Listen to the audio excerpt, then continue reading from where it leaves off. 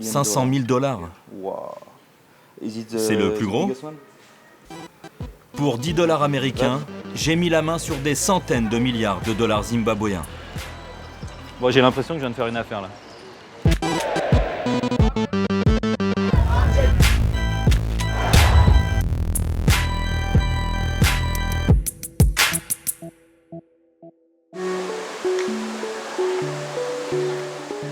Chute Victoria, Zimbabwe, l'une des 7 merveilles du monde. Bon, bah ça c'est pour la carte postale. Maintenant, on va aller voir derrière ce qui se passe. Pour nous aider, on a d'abord trouvé Geoffrey, un vendeur de souvenirs qui connaît très bien le coin. Nous sommes à la frontière symbolique entre le Zimbabwe et la Zambie. Ici, c'est la Zambie, c'est écrit là. Ah, ici, c'est un no man's land. Donc c'est mieux d'être de ce côté. Oui, c'est mieux d'être là où je suis. Parce que là-bas, tu peux avoir des problèmes. Donc viens de ce côté, tu peux voir des gens qui font du rafting. Et t'es libre ici. De l'autre côté, c'est plus dangereux? Oui, si tu parles de politique, ils t'arrêtent. Mugabe est intouchable. Et ils peuvent te mettre en prison. Oui, ils te tuent. Robert Mugabe, c'est le plus vieux dictateur du monde. 91 ans, 35 ans au pouvoir.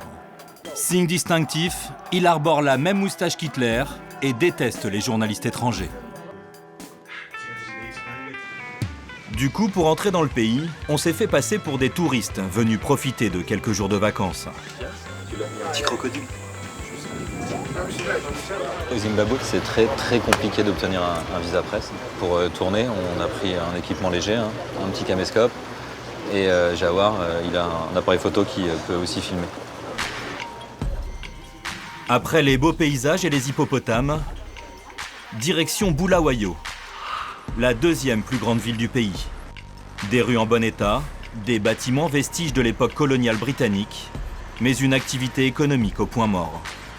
Avant que le pays s'effondre, c'était la ville industrielle du Zimbabwe. Mais là, depuis 2008, il y a 80% des usines et des entreprises qui ont fermé. Un crash économique sans précédent qui débute en 2000. À cette époque, le pays est le grenier à blé de l'Afrique. La minorité blanche possède 70% des terres les plus fertiles.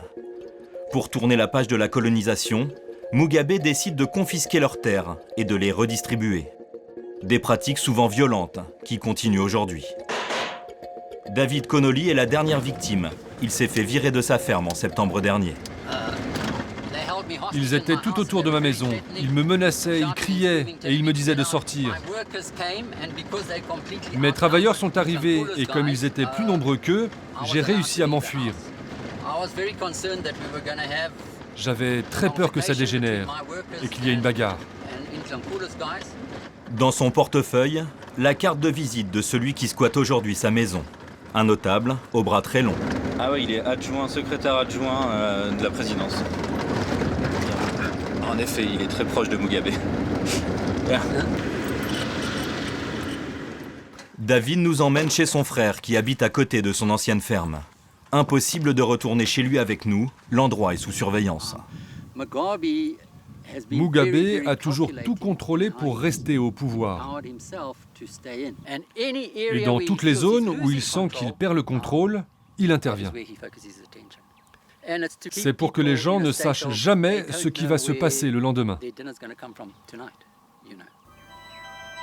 Au total, plus de 4500 fermiers blancs ont été chassés de leurs propriétés. Mais leurs successeurs novices ont fait couler le secteur et l'économie du pays a suivi.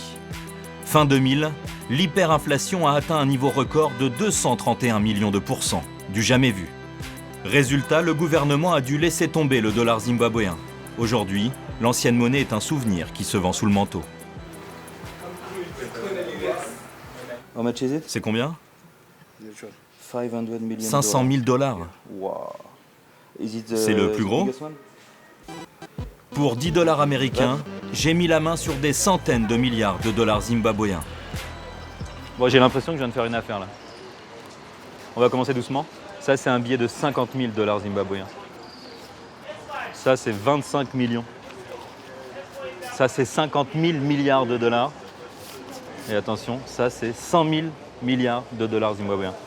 Bref, à l'époque c'était n'importe quoi. Pour faire ses courses au supermarché, il fallait venir avec des sacs remplis de billets. Donc ils ont décidé d'arrêter la monnaie locale. Et maintenant pour payer, on utilise le dollar américain.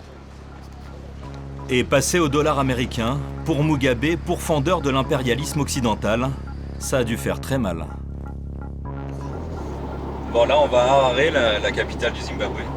Ça risque d'être encore un petit peu plus chaud parce que, bien sûr, c'est là-bas qu'habite Mugabe. Donc ça doit être bien fliqué.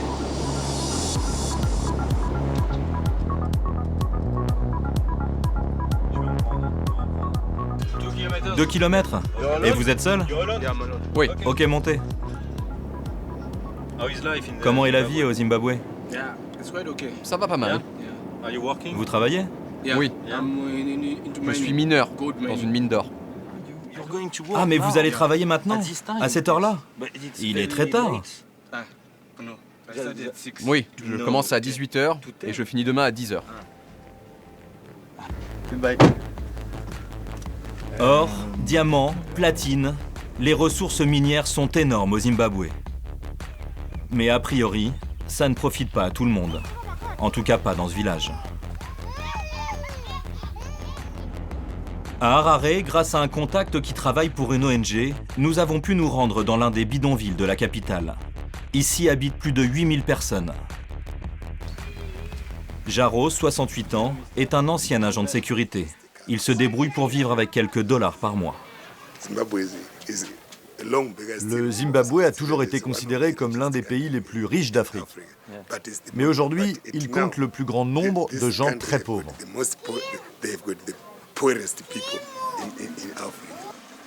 Dans le quartier, il n'y a ni eau courante ni électricité. Qui a payé pour ça? Ce puits, c'est moi. Je l'ai fait moi-même. Non. Avec votre argent? Oui. Jaros a déjà été arrêté pour avoir participé à une manifestation anti-Mugabe. Et malgré les risques, il n'hésite pas à balancer. Ici au Zimbabwe, tu n'as pas le droit de te réunir en groupe.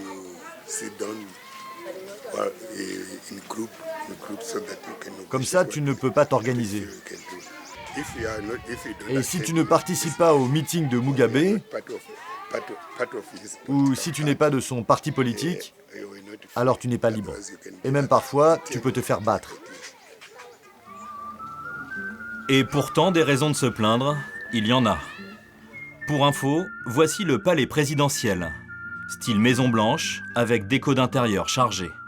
L'ensemble des frais pour la résidence, les voitures et les voyages de Mugabe représentent 100 fois plus que le budget pour toutes les écoles secondaires du pays. Mais Mugabe n'est pas le seul riche au Zimbabwe. Pour les rencontrer, nous sommes allés dans l'un des nombreux golfs de la capitale. C'est cool d'avoir un golf au Zimbabwe. Je m'attendais pas à ça avant de venir. Vraiment? Non, ça va bien ici. C'est beaucoup mieux qu'avant. Parce que je pensais que c'était un pays très pauvre. Oui, on est pauvre. Bah pas vraiment, regardez. Mais on a quand même des terrains de golf. Bon, à Harare, il y a 13 golfs. Ça vient bien sûr de l'héritage colonial britannique. Mais bon, je peux vous certifier que ça continue de marcher. La vie n'est pas difficile pour tout le monde à Harare. Si vous êtes proche du Big Boss, il y a moyen de faire un peu d'argent. Mais bon, ça ne représente qu'un petit pourcentage de la population. Le chômage atteint près de 90% et le salaire moyen est de 8 € par mois, c'est-à-dire le prix d'une heure de golf.